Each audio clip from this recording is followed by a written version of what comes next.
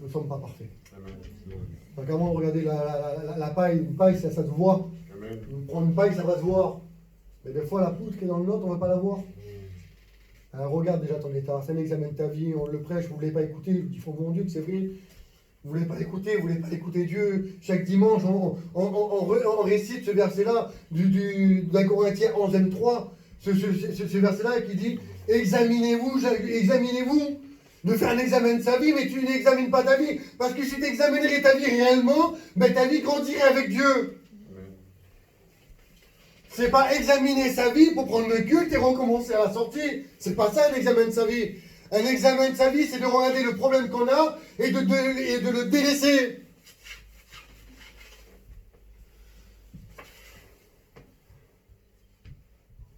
Regardez ici. Je vais pas regarder l'heure, je m'en fous. Même que je finis à 1h l'après-midi, je m'en fous. Je regarde pas l'heure.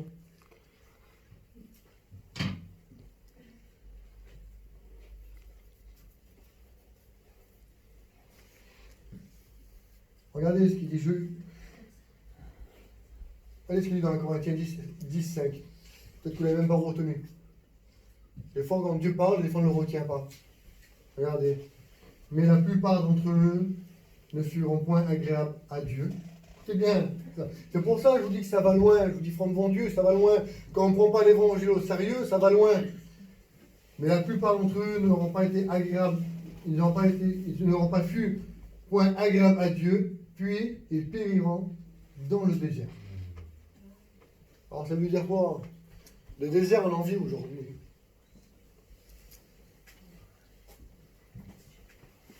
Israël a vécu 40 ans au désert. Vous savez combien il y en a qui sont sortis d'hommes?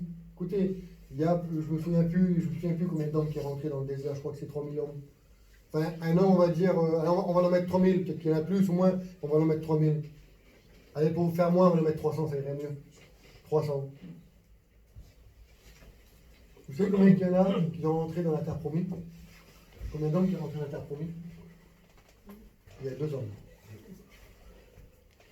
2 hommes qui sont rentrés dans la terre promise. Vous comprenez? On ne peut pas être désagréable à Dieu. Mes frères, mes sœurs, hériter le ciel des fois. On ne peut pas vivre une vie chrétienne comme on veut et hériter le ciel. Parce qu'en Dieu, il n'y a point d'injustice. Écoutez, on va prendre deux exemples de personnes. Il y a le chrétien fidèle, il ne loupe pas ses réunions, il prie le Seigneur, toute sa vie pour le Seigneur. On le connaît. Il y en a des comme ça, que toute leur vie pour le Seigneur. Ils ont des canons cassés, ils s'en foutent, mais c'est pour le Seigneur. Leur vie, en vérité, il n'y a pas un gain, mais c'est pour le Seigneur. Ils ont un cœur comme ça pour Dieu. Et on les voit, c'est des hommes remarquables pour Dieu. Et lui, il a trimé la misère toute sa vie pour Dieu. Et t'as l'autre qui a réussi dans tout, merci Seigneur, parce qu'écoutez, on peut être entier pour Dieu et réussir, il n'y a pas de problème. Mais il y a l'autre qui peut tout avoir, ni à la réunion comme ça le veut, prendre le pain et le vin comme bon le sang, prendre ce pain et ce vin et sortir d'ailleurs dire des paroles, dire des injures, fumer la cigarette, boire un verre, boire trop l'apéro, d'être en colère, insulter les personnes. Et quand Jésus va revenir, et ces 2 personnes se présentent devant Dieu, et Jésus prend les 2. Alors, répondez-moi, ce serait une justice ou une injustice? C'est une injustice, vous serez d'accord avec moi. Mais comment il fait Jésus là? Parce que Jésus est juste. Alors du moment que Jésus il est juste, eh bien cet homme-là, il ne peut pas être sauvé. C'est impossible. Vu la Bible, il ne peut pas être sauvé. Ça serait contre les Écritures. Et on va le voir ensemble, c'est contre la parole de Dieu. Pourquoi elle me dit qu'un sera pris et l'autre sera laissé? Parce qu'il y a lui d'apparence, mais il y a lui qui est vrai. Et si tu fais de l'apparence, tu perds ton temps. Tu perds ton temps parce que l'avenir, c'est pas le ciel. L'avenir, c'est l'enfer. C'est que de l'apparence. Et tu perds ton temps. Regardez ce qu'il dit plus loin.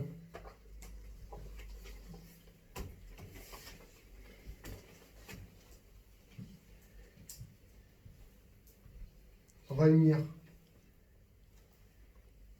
Et il dit, cette corne a dispersé Jérusalem. On parle d'une tribu, on parle d'un peuple, et là on parle d'une nation. Oui, imaginez-vous, on parle d'une nation entière. Et Jérusalem a été appelée la ville sainte.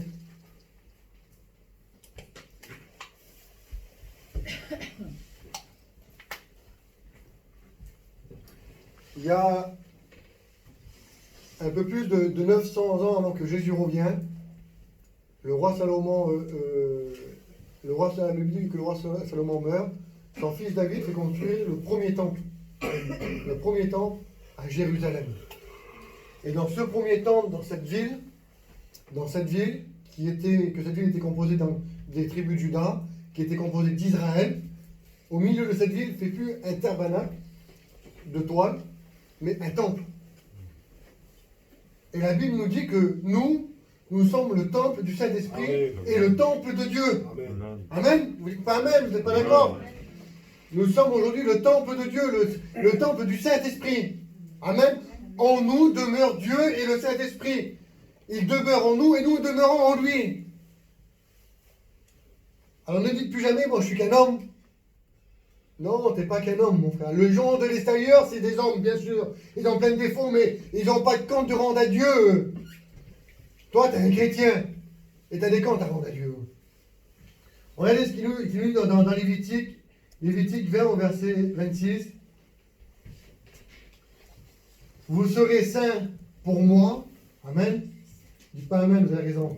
Vous serez saints pour moi, car je suis saint. Moi, l'Éternel, je vous ai séparés, écoutez, je vous ai séparés des autres peuples afin que vous m'appartenez. Il y a quand même une séparation. On ne peut pas dire, mais Seigneur, mais moi je suis qu'un homme, tu sais bien que je suis faible, je suis ici. Il nous dit, vous avez reçu une puissance qui est cet esprit. Amen. Quand tu m'excuseras, tu n'es pas une personne faible. Le diable te donne du miel, il te fait croire que tu es faible. Il te fait croire, oui, mais tu n'es qu'un homme, c'est normal. Non, c'est pas normal. C'est pas normal qu'un chrétien dise des paroles. C'est pas normal qu'un chrétien il fume. C'est pas normal qu'un chrétien il boit. C'est pas normal qu'un chrétien il fait sa vie comme il veut. C'est pas normal. Parce qu'il a comme le Saint-Esprit. Le Saint-Esprit, c'est une puissance. Amen. Il dit, lui qui est dans la main, il dit, personne ne me ravira de sa main. Amen. Il est beau amener le diable déchaîné là, avec tous ses démons. Quand on est dans la main de Dieu, il ne peut pas nous toucher. Par contre, si on sort de la main de Dieu là, ben, bien sûr, il nous dévore. Et il nous fait manger le miel là, et il nous met des cornes. Et c'est très facile. Regardez, 1 Thessaloniciens 4 au verset 16. Car Dieu nous... Je n'arrive même pas à brûler moi-même. Car Dieu ne nous a pas appelés à l'impureté, donc au péché. Hein, nous n'avons pas été appelés à dire ce qu'on veut, aller où qu'on veut, et marcher comme on veut. Il ne nous a pas appelés à ça. Vous n'avez pas été appelés à ça, mais à la sanctification. Et ça, je voudrais m'arrêter quelques points sur la sanctification. Amen. Parce qu'aujourd'hui, on veut vivre une vie chrétienne avec Dieu, mais sans la sanctification. On veut le ciel, mais sans la sanctification. On veut les bienfaits de Dieu, mais sans la sanctification. Regardez ce qu'il nous dit. Il y en a qui disent, c'est pas la sanctification qui sauve. C'est pas vrai, c'est un mensonge. Parce que regardez ce qu'il dit la Bible. Hébreux 12, verset 14. Recherchez la paix. Amen. Donc la paix, c'est Jésus. Amen. On doit rechercher Jésus. C'est pour ça qu'il dit, je vous donne ma paix. Donc ça appartient à Dieu. C'est Jésus lui-même. Pas comme le monde donne. Pas comme le monde veut faire. Pas comme le monde veut vous donner. Mais comme moi je vous la donne. Donc recherchez Jésus avant tout. Amen. Avec tout et la sanctification sans laquelle personne ne verra le Seigneur. Alors moi, il peut me dire le plus grand cerveau, le plus grand intelligent et le plus grand docteur de la Bible, s'il veut, mais s'il me dit que sans la sanctification, on pourra voir Dieu, ben c'est pas vrai. Parce qu'il dit que sans la sanctification, nul ne verra le Seigneur. Amen. Amen. Eh bien, la sanctification, c'est de faire tout ce que je vous ai dit là. La sanctification, c'est de louer le Seigneur. C'est d'accepter la parole. Amen. Amen. Parce que des fois, on ne veut pas l'accepter. Et souvent, on ne veut pas l'accepter, la parole. Souvent, on dit, oui, mais, quelle belle parole, c'est pour l'autre. Non, elle est pour toi, là, le mot. Des fois, mais t'as vu, le Seigneur m'a fait voir ça, il faut que je le dise à l'autre. Non. Le Seigneur m'a dit qu'il y avait des... Écoutez, une fois, une femme, il vient à moi, il me dit, Nicodème, Il dit voilà, il dit le Seigneur m'a fait voir ça, qu'est-ce qu'il t'a fait voir? Eh bien que je voyais des hommes et des femmes perdus, et je voyais un lieu de tourment, et je voyais ces choses-là. Mais j'ai dit comment ça se fait que tu voyais ça, toi? Pose la question, j'ai comment c'est que tu as vu ça? Ben, il me dit comment? Parce que j'ai pour voir l'enfer, faut être dans l'enfer. Mais j'ai comment ça fait que tu as vu ça? Oui, mais le Seigneur m'a fait voir. Non, j'ai frère, j'ai ma soeur, j'ai le Seigneur t'a fait voir. Ton état? C'est ton état qui t'a fait voir. Si c'est là que tu as vu, là, en enfer, elle lui dit que c'est là qui sont en enfer ne pourront jamais revenir à Dieu. Donc, si t'a fait voir ça, c'est que ton état à toi va t'amener à cet endroit-là. Mais c'est pas pour Pierre et pour Paul, parce que Pierre et Paul, ils ont le Saint-Esprit, ils ont Jésus qui va les convaincre. Ils n'ont pas besoin de toi. Toi, tu as besoin d'écouter ce que Dieu t'a dit et d'accepter ce que Dieu t'a dit. Quand on voit des visions, quand on voit des choses, pose-toi déjà la question, c'est pas pour toi déjà. Parce que, écoutez, des fois, il nous dit que dans certains versets des prophètes, il dit, la parole de l'Éternel me fut adressée en ce mot. La parole de l'Éternel. Et il me dit, dis à mon peuple, ceci, cela, cela, cela. Et on le voit, à mesure qu'on lit, et bien ce que Dieu dit, ça s'accomplit. Amen. Amen, parce que Dieu ne fera jamais voir quelque chose qui ne va pas s'accomplir. Et aujourd'hui, on voit beaucoup de choses, mais il n'y a rien qui s'accomplit. Parce que souvent de fois, on veut faire croire à l'autre ce que Dieu nous a parlé à nous. On ne veut pas accepter. Alors pour pas accepter ce que Dieu nous a fait voir, ce que Dieu nous a dit, alors on fout la faute sur l'autre. Mais lui, il a besoin, l'autre, il a besoin. Ah, Seigneur, comment que la parole était belle ce soir. Si l'autre, il aurait été là, tu m'excuseras, la parole n'a pas été prêchée pour l'autre qui n'est pas là. La parole, elle est prêchée pour toi ce matin. Tu comprends? Regardez ce qu'il dit un peu plus loin. Apocalypse 22, 11, j'ai bientôt fini. Et que celui qui est saint, amen, se sanctifie encore. C'est important la sanctification. C'est important de marcher dans une sainteté avec Dieu. Parce qu'il n'y a que celui qui sera saint et sanctifié encore, sera sauvé. Amen. Mais j'ai Seigneur, Seigneur, j'en ai parlé quand même de 3 cornes. Une corne qui a touché la louange, une corne qui a touché l'unité, une corne, en vérité, aujourd'hui qui touche la sainteté. Mais Seigneur, tu me parles, je posais la question à Dieu, mais Seigneur, tu me parles qu'il y avait 4 cornes. Il dit Nicodème. Et il dit Nicodème, il y a une corne que des fois est dans le cœur de la personne qui est intime.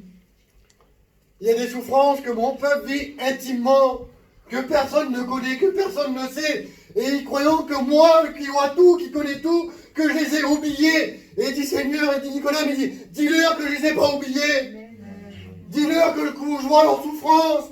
Dis-leur que je vois leur peine. Dis-leur que je vois leur larmes couler sur le cœur. Dis-leur que cette corne qui est dans leur cœur, qui leur fait du mal, que personne ne connaît, ils ne sont pas tout seuls, je suis avec eux. Amen. Il y a des choses qu'on ne peut pas dire, il y a des souffrances qu'on ne peut pas expliquer, il y a des souffrances que même qu'on voudrait expliquer, que les gens ne pourraient pas comprendre, et cette souffrance, on la garde dans nous, et on croit qu'on est tout seul, et le diable vient vers nous, nous met un poids sur nous, et dit, oui mais voilà, t'es tout seul, il n'y a pas de frère, il n'y a pas de soeur, il n'y a pas de prédicateur, t'es tout seul, et tu souffres encore et encore, mais Dieu te dit, tu n'es pas tout seul, je suis avec toi. Et Dieu te dit, dans ta souffrance, il est avec toi. Et il ne t'abandonnera pas. Alors cette corne qui te fait du mal, qu'elle est encore là, et peut-être qu'elle va durer encore du temps, parce qu'il y a des souffrances qui durent, il y a des souffrances qui font du mal, il y a des souffrances que le matin on se lève, dit Seigneur, mais c'est quand que ça va s'arrêter? C'est quand que le nuage va sortir? C'est quand que cette corne tu vas la retirer? Et c'est la question que j'ai posée à Dieu. Dans mon cœur, il y en a une corne. C'est une souffrance intime dans mon cœur. Et j'ai posé la question à Dieu, mais j'ai oh Dieu, j'ai 5 ans que tu vas la retirer. J'ai dans combien de jours tu vas la retirer? J'ai en a marre aujourd'hui. Et j'ai dit ces versets à des frères, à des sœurs. Mais des fois, je dis des choses que je ne réalisais pas, que j'avais besoin pour moi et que Dieu me parlait. La Bible dit qu'il n'ira pas au-dessus de tes forces. Alors là où tu crois que tu as les genoux à terre, là où tu crois que tu as les bras pressés, là où tu crois que la corne elle est tellement prise d'ampleur que tu n'arrives plus à avancer, laisse-moi te dire que Dieu est encore besoin de toi et que Dieu combat avec toi. Amen. Et il est le Dieu de l'impossible. Amen. Il est le Dieu qui peut tout donner, qui peut rétablir. Et on va le voir. Je m'en fous de l'heure, en vérité, je m'en fous carrément.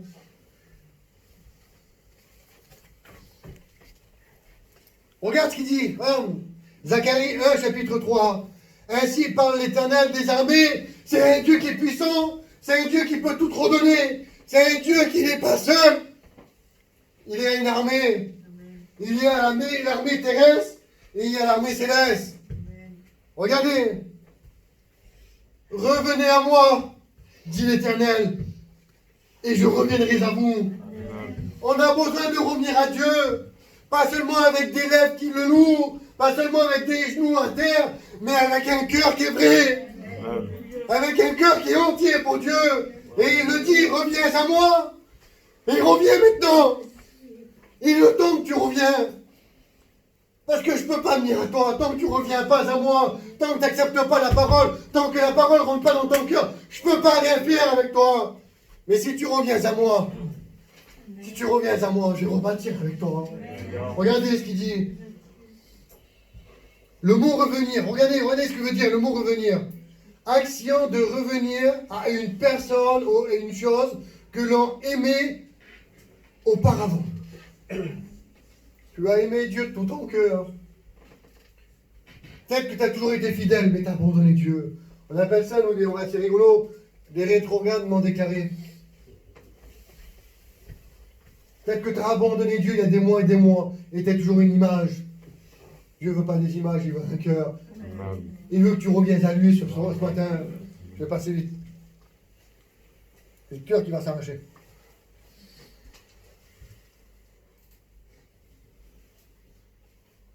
Regardez ce qu'il dit, Ézéchiel 2, verset 1. Il me dit, fils de l'homme, tiens-toi sur tes pieds et je te parlerai. Crie à nouveau, Zacharie 1, 17, crie à nouveau. Verset 16 dit, c'est pourquoi ainsi parle l'Éternel. Je reviens à Jérusalem, je reviens à ton cœur, là. Je reviens à ton cœur, j'ai marqué ça. Je reviens à ton cœur. Nicodème, je reviens à ton cœur. Avec compassion, ma maison y sera rebâtie. Amen. Amen. Dans Jean, je crois, c'est dans Jean 15, verset 4. Il parle du vigneron. Dieu nous identifie à une vigne. Et j'arrête ces mots-là. Dieu nous a identifiés à une vigne. Mais à l'époque de Jésus, lui qui avait une vigne, écoutez bien, était quelqu'un de bien. Ça avait de la valeur. C'était pas, écoutez, Isaïe 53, des laboureurs, ils n'ont pas labouré le champ, parce qu'une vigne, on ne labourait pas. Écoutez, on a labouré Jésus. On l'a souffert. Mais Jésus ne nous identifie pas à une souffrance, là. Et il nous comparait à une vigne qui porte du fruit, à une vigne qui apporte du bon, à une vigne qui apporte du goût, et qui, écoutez, vous savez, c'est qui une vigneron? C'est Dieu lui-même. Quand il y a une chose qui ne va pas, il le coupe. Quand il y a des choses de la sanctification qu'on veut, ben, le vigneron, il vient. Alors, je voudrais qu'on se lève de notre place, il n'y aura pas d'appel, il n'y aura rien du tout. Mais quand je vais réciter ces versets, fils de l'homme, lève-toi de ta place, on se lève. C'est pas moi, hein, c'est pas des moi, de mon Dieu le savez. Mais il dit, Nicolas, mais tu prendras ces versets, et tu feras ça, et je dis, oh mon Dieu, ça que je vous dis là, ça vient de Dieu, ça vient pas de moi. Et dit, tu liras ces versets, et tu les feras lever. Tu les feras lever, dis même, tu les feras lever. Fils de l'homme, levez-vous, tenez-vous sur vos pieds. Et dit, je vous parlerai. Et Jésus veut parler à ton cœur. Jésus veut bénir ton cœur. Jésus veut rétablir ton cœur. Et il dit, dis-leur, dis, crions à moi. Crie de nouveau. Crie comme tu as rencontré Jésus. Crie comme tu as fait.